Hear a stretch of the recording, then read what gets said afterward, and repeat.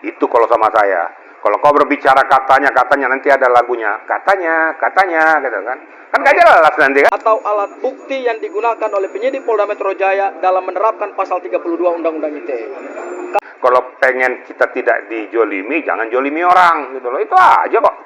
Hasil penyelidikan sudah ditemukan dugaan peristiwa pidana sehingga Assalamualaikum warahmatullahi wabarakatuh. Halo guys, selamat datang di channel Kabar Nusantara. Informasi seputar berita di Nusantara. Di sini saya akan membagikan video mengenai Ricky Sitohang kembali sindir Ogroseno usai penangkapan Roy Suryo dan Tifa. Wahai saudaraku sekeyakinan, mari subscribe channel saya. Jika Anda subscribe, maka otomatis Anda membantu saya. Dengan membantu orang lain, Anda bisa masuk surga. Loncengnya jangan lupa untuk mendapatkan informasi dan video menarik terbaru dari kami. Kami minta maaf apabila ada kata-kata yang salah dan kurang sopan, karena kami sebagai manusia biasa yang tidak luput dari salah dan lupa. Selamat menyaksikan. Ricky Sitohang kembali sindir Ogroseno usai penangkapan Roy Suryo dan Tifa. Polda Metro Jaya ajak semua pihak hormati putusan pra-peradilan Roy Suryo. Polda Metro Jaya mengimbau seluruh pihak untuk menghormati putusan pra-peradilan yang dibacakan Hakim Pengadilan Negeri Jakarta Selatan terkait permohonan yang diajukan Roy Suryo. Meski sebagian permohonan dikabulkan, kepolisian menegaskan proses penyidikan perkara pokok tetap berjalan. Kepala Bidang Hukum Kabidkum Polda Metro Jaya Kombes Pol Abrianto Pardede mengatakan putusan pengadilan merupakan bagian dari proses hukum yang harus dihormati oleh semua pihak. Kita semua sudah mengetahui bahwa hakim menerima sebagian permohonan pra-peradilan yang diajukan pemohon. Mari bersama-sama menghormati putusan tersebut, ujar Abrianto dalam keterangannya di Jakarta, Selasa. Abrianto menegaskan, putusan hakim yang menyatakan tidak sahnya sejumlah tindakan upaya paksa tidak serta-merta membatalkan proses penyidikan yang telah dilakukan penyidik. Menurutnya, penyidikan terhadap perkara utama tetap memiliki kekuatan hukum dan terus berlanjut. Putusan itu tidak otomatis membuat penyidikan menjadi tidak sah. Artinya, proses penyidikan tetap berlaku, katanya. Ia juga menjelaskan bahwa perkembangan penanganan perkara telah memasuki tahap berikutnya. Berkas perkara beserta alat bukti telah diserahkan kepada kejaksaan untuk proses penuntutan. Seluruh berkas perkara, alat bukti, dan dokumen lainnya sudah memasuki tahap 2 dan telah diserahkan ke kejaksaan. Selanjutnya, proses akan dilanjutkan oleh Jaksa Penuntut Umum, jelasnya.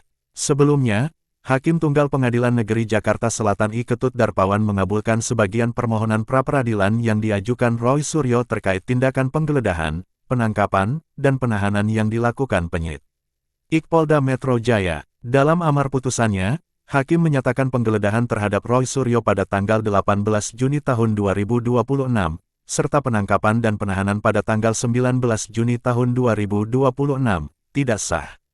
Hakim juga membebankan biaya perkara kepada pemohon dengan nilai nihil. Putusan tersebut diambil setelah hakim mempertimbangkan seluruh fakta dan argumentasi yang disampaikan selama persidangan. Dengan demikian, permohonan pra-peradilan Roy Suryo dikabulkan untuk sebagian. Sementara itu, tim kuasa hukum Roy Suryo sebelumnya menjelaskan bahwa permohonan pra-peradilan diajukan untuk menguji 4 tindakan yang dilakukan penyidik Polda Metro Jaya dalam proses penggeledahan dan penangkapan terhadap kliennya. Tangkis pra-peradilan, Polda Metro ungkap 3 alat bukti penetapan tersangka Roy Suryo. Polda Metro Jaya mengklaim telah mengantongi sekurang-kurangnya 3 jenis alat bukti sah sebelum menetapkan Roy Suryo Notodiprojo sebagai tersangka kasus dugaan ijazah palsu Presiden ke-7 RI Joko Widodo. Penetapan tersebut, menurut penyidik, telah memenuhi bahkan melampaui standar minimal sebagaimana diatur pasal 184 Undang-Undang Nomor 8 Tahun 1981 tentang Hukum Acara Pidana KUHP serta putusan Mahkamah Konstitusi Nomor 21 PU 12 2014. 3 alat bukti yang dikantongi penyidik meliputi keterangan saksi-saksi yang saling berkesesuaian, surat-surat atau petunjuk, hingga keterangan 26 orang ahli. Alat bukti tersebut, kata tim hukum, tidak hanya dinilai secara internal, melainkan juga sudah diuji secara formil oleh Jaksa Penuntut Umum, yang menyatakan berkas perkara Roy telah lengkap atau P21. Pernyataan itu disampaikan tim hukum Polda Metro Jaya saat menjawab permohonan pra-peradilan Roy di Pengadilan Negeri PN, Jakarta Selatan, Senin, tanggal 13 Juli tahun 2026. Sidang jawaban tersebut digelar di ruang sidang Umar Sejo Aji, PN Jakarta Selatan. Penyerahan tersangka dan barang bukti atau tahap 2 dilakukan pada tanggal 19 Juni lalu. Proses tersebut menandakan alat bukti yang dikumpulkan penyidik telah dipandang cukup oleh penuntut umum untuk melanjutkan perkara ke tahap penuntutan. Sebelum berstatus tersangka, Roy sudah menjalani pemeriksaan sebagai calon tersangka maupun saksi. Tim hukum Polda menegaskan proses tersebut menunjukkan alat bukti telah lengkap sebelum penetapan status tersangka dilakukan. Penetapan tersangka dilakukan berdasarkan sekurang-kurangnya 3 jenis alat bukti yang sah menurut pasal 184 KUHP, kata anggota tim hukum Polda Metro Jaya di ruang sidang Umar Sejo Aji, PN Jakarta Selatan. Tim hukum turut menjelaskan alasan penyidik masih menggunakan KUHP lama dalam perkara ini. Perkara Roy telah masuk tahap penyidikan sebelum Undang-Undang Nomor 20 Tahun 2025 tentang KUHP baru berlaku efektif per tanggal 2 Januari tahun 2026. Berdasarkan rangkaian fakta dan alasan hukum tersebut, tim hukum Polda Metro Jaya meminta Hakim Tunggal PN Jakarta Selatan menolak permohonan pra-peradilan Roy untuk seluruhnya.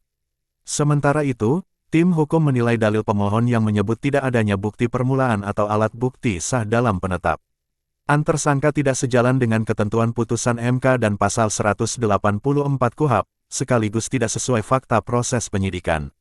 Dalil tersebut, menurut tim hukum, tidak beralasan secara hukum dan patut ditolak seluruhnya. Roy sebelumnya mengajukan permohonan pra-peradilan melalui kuasa hukumnya, Reflay Harun, dengan meminta hakim menyatakan proses penyidikan kasus dugaan ijazah palsu Presiden ke-7 RI Joko Widodo oleh Polda Metro Jaya bertentangan dengan hukum dan tidak sah. Permohonan itu tertuang dalam petitum pra-peradilan yang dibacakan di PN Jakarta Selatan pada Jumat 10/7 dengan nomor perkara 108 PIT Pra 2026 PN JKT, Sel. Perkara tersebut diperiksa dan diadili Hakim Tunggal I Ketut Darpawan.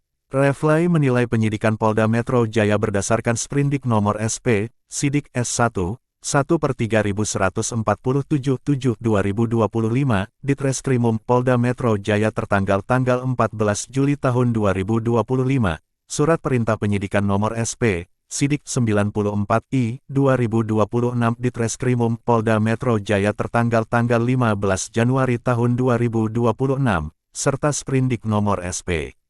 Sidik 1043-3, 2026, Ditreskrimum Polda Metro Jaya tertanggal tanggal 30 Maret tahun 2026 tidak sah karena dinilai melawan hukum.